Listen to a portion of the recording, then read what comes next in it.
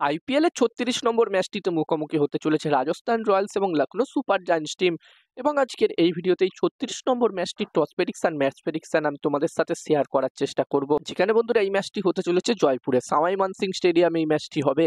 এবং এখানে আমরা আগের ম্যাচটিতেই দেখলাম আরসিবি এবং রাজস্থান রয়্যালস টিমের মধ্যে যেই ম্যাচটি হলো ওই ম্যাচটিতে দেখলাম খুব একটা হাই স্কোরিং ম্যাচ হয়নি, যেখানে আরসিবির বোলাররা দুর্দান্ত বোলিং করেছিল ওই ম্যাচটিতে। তবে এখানকার পিচ এই সিজনে প্রপার ব্যাটিং পিচ রাখা হয়েছে এবং এই ম্যাচটির জন্য প্রথম ইনিংসে 200+ স্কোর যদি হয় তাহলে এখানে আমার মনে হচ্ছে একটি ভালো টোটাল হতে পারে। আর তোমরা যারা যারা আলাদাভাবে এই ম্যাচটির 100% winning match report match prediction জানতে চাও তারা অবশ্যই এই স্ক্রিনে দেওয়া হোয়াটসঅ্যাপ নাম্বারটিতে মেসেজ করতে পারো। এবং যেখানে এই দুটি টিমই 7টা করে ম্যাচ অলরেডি খেলে নিয়েছে, লখনৌ সুপার জায়ান্টস টিমও 7টা ম্যাচ খেলেছে, রাজস্থান রয়্যালস টিমও 7টা ম্যাচ খেলেছে।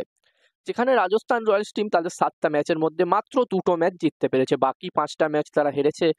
যদিও আগের ম্যাচটি তারা সুপার ওভারে হেরে এই ম্যাচটি খেলতে আসছে, বলা যেতে পারে জেতা ম্যাচ সুপার ওভারে গেছিল এবং ম্যাচটি তারা হেরেছিল। যেখানে ধূপ জুড়েল একটি বলে 2 রানের জায়গায় 1 রান নিয়েছিল এবং তার ফলেই বলা যেতে পারে ওই ম্যাচটি তো সুপার ওভার হয়েছিল। যদি ওখানে ধূপ জুড়েল 2 রান নিয়ে নিত মিচেল স্টার্কের বলে তাহলে ম্যাচটি হয়তো রাজস্থান রয়্যালস টিম জিতে নিতে পারত। তবে বন্ধুরা শেষ ওভারে মিচেল স্টার্ক ওই ম্যাচটিতে দুর্দান্ত বোলিং করেছিল, এটাও কিন্তু মানতে হবে, একদম 6টা বলে 6টা ইয়র্কার বল দিয়েছিল। তো বন্ধুরা এখানে রাজস্থান রয়্যালস টিম কিন্তু অবশ্যই চাইবে কামব্যাক করতে। তাদের আর গ্রুপ স্টেজে 7টা ম্যাচ বাকি আছে এবং এখান থেকে যদি তাদেরকে প্লে অফসের জন্য কোয়ালিফাই করতে হয় তাহলে এখান থেকে কিন্তু তাদের ম্যাক্সিমাম ম্যাচই জিততে হবে, 5টা থেকে 6টা ম্যাচ তো অবশ্যই জিততে হবে, তবেই তাদের চান্স থাকবে এখান থেকে প্লে অফসের জন্য কোয়ালিফাই করার। এবার দেখার বিষয় থাকবে এখান থেকে রাজস্থান রয়্যালস টিম কামব্যাক করতে পারে কিনা। অন্যদিকে লখনৌ সুপার জায়ান্টস টিমের কথা বললে লখনৌ সুপার জায়ান্টস টিমও তাদের 7টা ম্যাচের মধ্যে 4টে ম্যাচ জিতেছে, 3টে ম্যাচ তারা হেরেছে। মোটামুটি লখনৌ সুপার জায়ান্টস টিম এই সিজনটাতে ভালোই পারফর্ম করছে। তবে বন্ধুরা লখনৌ সুপার জায়ান্টস টিমের একটা সবথেকে বড় সমস্যা হচ্ছে তাদের সব ব্যাটসম্যান কিন্তু ভালো পারফর্ম করতে পারছে না। যেখানে আমরা আগের ম্যাচটিতে দেখেছিলাম ঋষভ পান্তের ব্যাট থেকে রান এসেছিল, তবে সে অনেক স্লো খেলেছিল। টি-20 ক্রিকেটে এত স্লো ব্যাটিং আমরা খুব একটা দেখি না। একটা সময় সে 100 স্ট্রাইক রেটে খেলছিল, যদিও শেষের দিকে সে একটু মেরেছে। তবে এত স্লো ব্যাটিং করার কারণেই ওই ম্যাচটিতে লখনৌ সুপার জায়ান্টস টিম বেশি রান করতে পারেনি এবং ক্যাপ্টেন্সিতেও আমরা দেখেছিলাম ঋষভ পান্ত খুব একটা ভালো কিন্তু ওই ম্যাচটিতে ক্যাপ্টেন্সিও করতে পারেনি। এখানে ওই ম্যাচটিতে স্পিন বোলারদের বল ভালো ঘুরছিল, ভালো গ্রিপ হচ্ছিল, সেখানে রবি বিষ্ণোইর মতো একজন বোলারকে মাত্র 3 ওভার করিয়েছিল ঋষভ পান্ত এবং সে দুটো গুরুত্বপূর্ণ উইকেটও নিয়েছিল, তারপরেও তাকে তার 4 ওভার বল করানো হয়নি। তো এখানে লখনৌ সুপার জায়ান্টস টিমের হয়ে অল্প কিছু প্লেয়ারই ভালো পারফর্ম করছে, যেখানে নিকোলাস পুরান আমরা দেখছি দুর্দান্ত ব্যাটিং করছে, অরেঞ্জ ক্যাপ হোল্ডার সে এখন।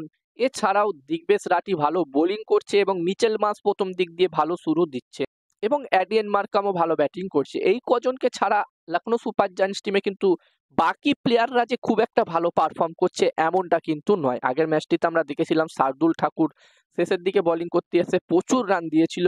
এবং বন্ধুরা এইখানে এই ম্যাচটির জন্য একটি ভালো আপডেট আছে লখনৌ সুপার জায়ান্টস টিমে, সেটা হচ্ছে এই ম্যাচটিতে মায়াঙ্ক ইয়াদব অ্যাভেলেবেল থাকছে। এই ম্যাচটি থেকে মায়াঙ্ক ইয়াদব দলে যোগ দিয়েছে, তো এই ম্যাচটি থেকে মায়াঙ্ক ইয়াদব অ্যাভেলেবেল থাকছে। এবার দেখার বিষয় থাকবে তাকে প্লেইং 11-এ সুযোগ দেওয়া হয় কিনা। আর এই ম্যাচটির জন্য আমি আমার প্রেডিকশন যদি তোমাদের সকলের সাথে শেয়ার করি, তো আমার যতদূর মনে হচ্ছে ম্যাচটির প্রেডিকশন বলার আগে আমি তোমাদেরকে বলতে চাই তোমরা যারা যারা আলাদাভাবে এই ম্যাচটির 100% winning match report match prediction জানতে চাও তারা অবশ্যই এই স্ক্রিনে দেওয়া হোয়াটসঅ্যাপ নাম্বারটিতে মেসেজ করতে পারো। এখানে এই ম্যাচটির 100% winning match report match prediction তোমরা পেয়ে যাবে।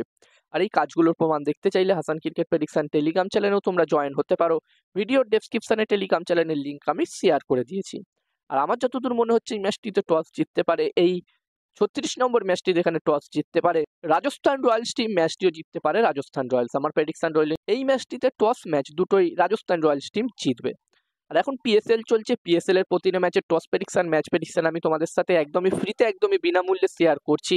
আমার টেলিগ্রাম চ্যানেলে যারা যারা এখনো আমার টেলিগ্রাম চ্যানেলে জয়েন হওনি অবশ্যই হয়ে যাও, ডেসক্রিপশনের লিংক আমি দিয়ে দিয়েছি।